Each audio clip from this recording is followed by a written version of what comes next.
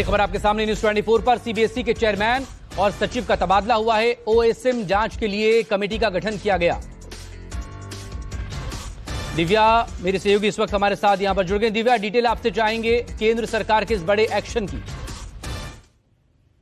बिल्कुल, देखिए मकसूद, ये बहुत समय से ऐसा लग रहा था कि कोई ना कोई बड़ा एक्शन तो होने वाला है। और जिस तरीके से आज संसदीय समिति की बैठक हुई जिसमें सीबीएसई के चेयरमैन और सेक्रेटरी हिमांशु गुप्ता मौजूद थे और ये बड़ा प्रशासनिक फेरबदल किया गया है। केंद्र सरकार ने सीबीएसई के चेयरमैन राहुल सिंह और सेक्रेटरी हिमांशु गुप्ता का ट्रांसफर कर दिया है।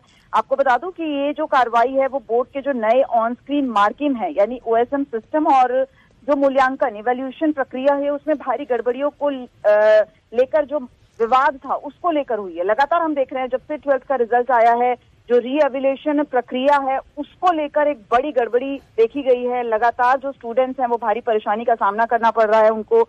यहाँ तक कि आज भी सीबीएसई की तरफ से तो ये कहा गया, आश्वस्त किया गया कि आज भी जो रीएवल्यूएशन प्रक्रिया है वो दुरुस्त हो गई है। लेकिन आज भी बहुत सारे स्टूडेंट्स से न्यूज 24 ने कांटेक्ट किया जिन्होंने बताया कि वो आज भी रीएवल्यूएशन प्रक्रिया को नहीं समझ पा रहे हैं, नहीं देख पा रहे हैं। इसी वजह से सरकार ने अब सीबीएसई के अध्यक्ष और सचिव को तत्काल प्रभाव से हटा दिया है और ओएसएम यानी कि जो ऑन स्क्रीन मार्किंग है उसकी सेवाओं की जो खरीद और प्रक्रिया में गड़बड़ी है उसकी जांच के लिए एक समिति भी बनाई है।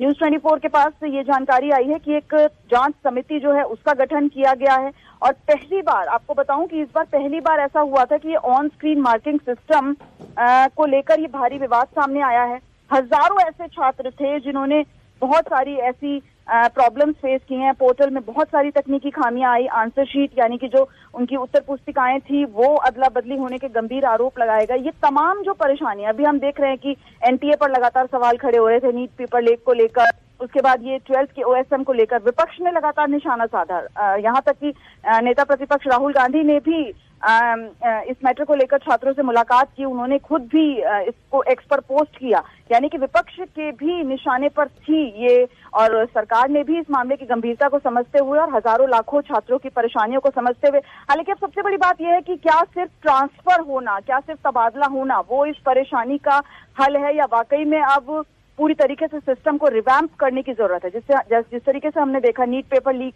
को लेकर जो तमाम कार्रवाई है वो हो रही है, लेकिन एनटीए में बहुत ज्यादा कोई बदलाव नहीं किया गया। ऐसे में सीबीएसई में अगर हम देखें तो चेयरमैन और सेक्रेटरी का तबादला कर दिया गया, लेकिन क्या वो महज काफी है?